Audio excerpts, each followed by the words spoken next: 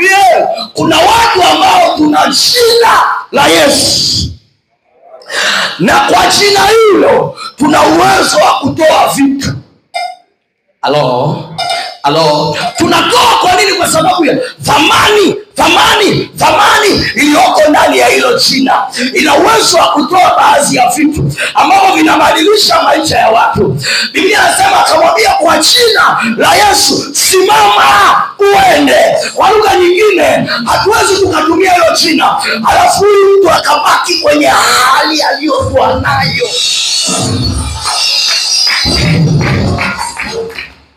Petro anamwambia, mtu wa Mungu, umekaa mahali hapa kwa muda mrefu, tumekutana na wewe mara nyingi, lakini leo kuna kitu ambacho tumebeba, ambacho kwa kupitia hicho kitu tunataka uondoke kwenye hii hali, ubadilishiwe mfumo wa maisha. Biblia inasema Petro akamwambia, kwa jina la Yesu simama uende. Na ndiyo maneno ambayo nimekuja nayo asubuhi ya leo. Kuna mtu ambaye umesimama kwenye eneo moja kwa muda mrefu, umekaa hapo, maisha yako hayabadiliki. Ukiangalia unaona kabisa wewe sio wa kukaa kwenye hiyo hali. Saa nyingine unaomba na kulia, unamwambia Mungu, ninaomba unikumbuke. Sikia neno la Bwana leo. Nimekuja nikwambie, inawezekana kuna kitu unachotafuta ambacho hatujaja nacho, lakini tumekuja na jina ambalo lina uwezo wa kukufanya ukasimama ukaenda katika jina la Yesu. Maisha yako yakabadilika, hatua zako zikabadilika, mifumo ya maisha yako ikabadilika. Nasema ndio ninayozungumza katika jina la Yesu.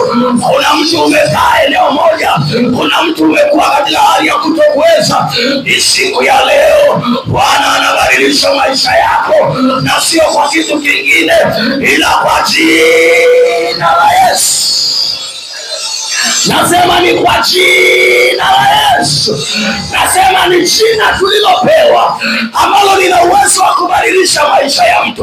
Huyu ndugu alikuwa amekaa katika hii hali kwa muda mrefu. Ghafla ameinuka pale alipokuwa anatembea kwa miguu yake. Amekutana na nani? Amekutana na mtu mwenye jina la Yesu. Nasema ndio utakayoyafanya katika jina la Yesu. Ukielewa Mungu uliye naye na heshima ya jina ulilobeba, kuna watu utakutana nao, hautawaacha walivyo. Nasema utabadilisha maisha yao, utawatoa kwenye shida, utawatoa kwenye mateso, na ndicho ninachokuombea katika jina la Yesu. Petro anawaambia huyu mtu, inawezekana umekaa hapa muda mrefu, wengine wanaenda kuabudu, wewe unatumia hii nafasi kulia kwa sababu ya ushida uliona. Yuko mlangoni mwa hekalu, wengine wanaingia ibadani, shida alionayo inamfanya yeye anakaa pale. Bwana asifiwe, Bwana asifiwe. Biblia inasema, angalia Biblia inachosema. Alipomwambia maneno hayo, akasema simama uende. Akamshika mkono wa kuume akamuinua, mara nyayo zake na vifungo vyake vya miguu, Biblia inasema yake vikatiwa nguvu. Akaondoka upesi, akasimama, akaanza kwenda, akaingia ndani ya hekalu pamoja nao, akienda akirukaruka na kumsifu. Amen. Mwambie jirani yako, kuna namna hauchezi, kuna kitu hakijatokea.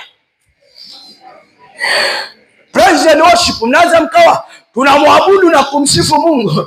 Kuna mtu tunamuona amekaa kama yeye hayupo hivi, kuna kitu hakijatokea. Huyu jamaa hakuongozwa na kiongozi wa ibada. Biblia inasema baada ya kuambiwa simama uende, Biblia inasema akaanza kuingia hekaluni akirukaruka. Kwa nini anarukaruka? Kwa sababu kuna kitu kimetokea kwenye maisha yake. Jina la Bwana limedhihirishwa kwenye maisha yake. Kuna kitu amefanyiwa ambacho kwa kweli hakuna namna unaweza ukanyamaza, hakuna namna unaweza ukatulia. Ni lazima umsifu Mungu aliye hai.